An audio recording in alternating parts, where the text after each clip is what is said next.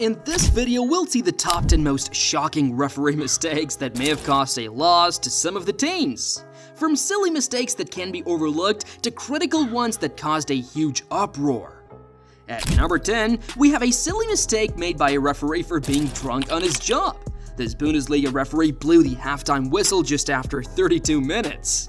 Wolf-Dieter Ellenfelder, who was a Bundesliga referee between 1975 and 1988, was known for his silly mistakes. In his third game between Bremen and Hanover, he officiated the match. He ended the halftime a little too early, and everyone on the ground was shocked. But the match was allowed to carry on. All was good until he blew the whistle again at just 43rd minute. When asked, he said he might have had too much to drink before the game. He was famously known for saying, "We are men, and we do not drink Fanta."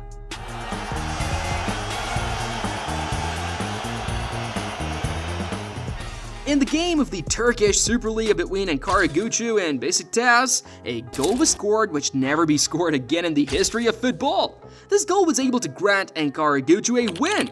In the 83rd minute, with both teams at 0, Ankaragücü was awarded a corner. After some deflection, the ball reached the referee who was standing next to the goal. His shoulder was able to score a goal, and sadly, it caused Beşiktaş to lose the match. This next mistake will blow your mind away. Nani from Manchester United in a game against Tottenham in 2010 was able to score a goal, but it is not how you think it is. The incident occurred when Spurs and Gomes believed they'd been awarded a free kick after Nani handled the ball while falling, mistakenly thinking he had earned a penalty. Since no penalty was given, Nani had technically committed a handball offense. However, Clattenburg missed this infraction and did not award a free kick, allowing Nani to snake back around Gomes and cleverly score. After a discussion with the linesman, the goal was surprisingly allowed to stand, resulting in what remains one of the most perplexing goals ever scored in the Premier League. Nani, trying to squeeze in behind, it's Nani! Was he fouled? Mark Clattenburg says no penalty. If you're enjoying the video so far, I highly recommend you hit that subscribe button and comment your favorite moment from the video. This next goal is known as a ghost goal because nobody saw the goal except for the assistant referee. In England, in a match between Reading and Watford, Reading had a corner in the 30 minutes during which they were awarded a goal by a referee. This goal was not seen by anybody, but that put Reading forward and devalued everything that happened afterwards. The 25-year-old Atwell, who's the referee, depended on his assistant to make the call and failed to trust what he clearly saw with his own eyes. To Reading. Stephen Hunt's corner kick comes in, back across the face of goal, off the crossbar, still the danger not over, the ball ping-pongs around the penalty area. The players are surrounding the referee and his assistant. I think the goal's been given by Stuart Atwell. Well, there is another instance of a phantom goal. In the game of the Bayern Munich and Nuremberg, Thomas Hamler scored a controversial goal against Nuremberg. Hamler's goal was allowed to stand by the referee and his assistant, even though it was widely disputed whether the ball had actually crossed the line. The game ended with a score of 2-1 in favor of the Bayern Munich. However, the goal led to significant debate and dissatisfaction. The controversy was so huge that the fans demanded a rematch, but alas, Bayern won again by 5-0.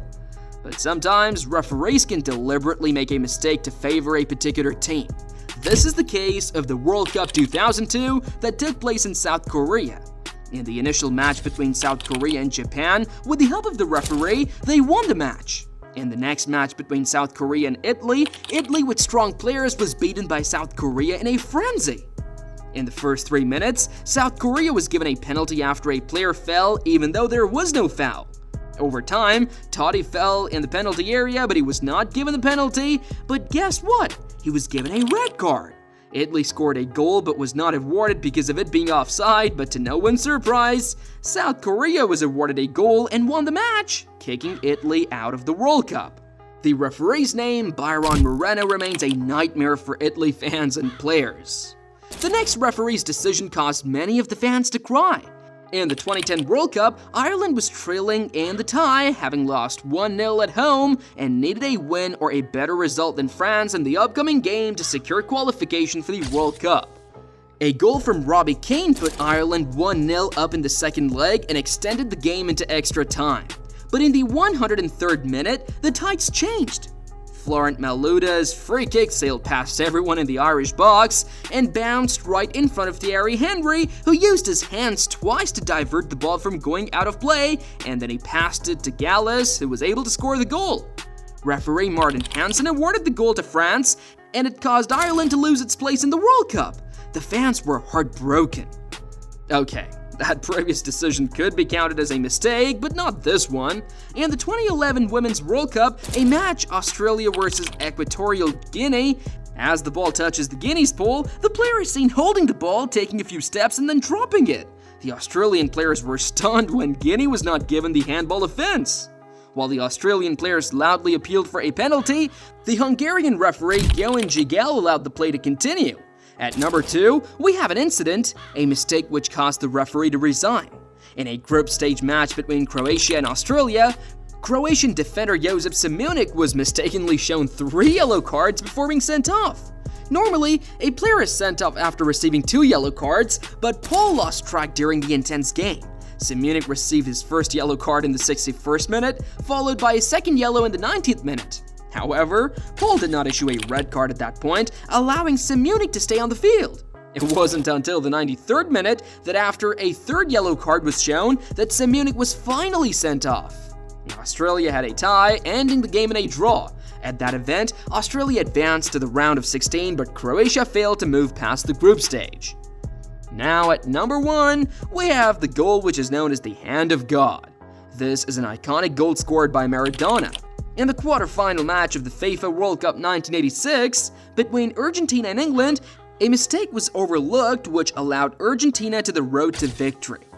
In the 51st minute, with the game tied 0-0, Argentina's Diego Maradona leaped to challenge England goalkeeper Peter Shilton for the ball after it had been lofted into the box. As the ball came down, Maradona punched it with his left hand into the net. Despite the clear handball violation, the referee, who didn't have a clear view of the incident, allowed the goal to stand, much to the dismay of the English players. Maradona later famously described the goal as being scored a little with the head of Maradona and a little with the hand of God. Minutes later, Maradona scored again, this time with a stunning solo run from his own half, often referred to as the goal of the century. Argentina won the match 2-1 and eventually went on to win the World Cup. The Hand of God remains a defining moment in football, symbolizing both Maradona's genius and the controversy surrounding his methods. We finally have come to the end of the video. I hope you enjoyed the video, and if you did, do not forget to hit the like and subscribe buttons. We'll see you in the next video.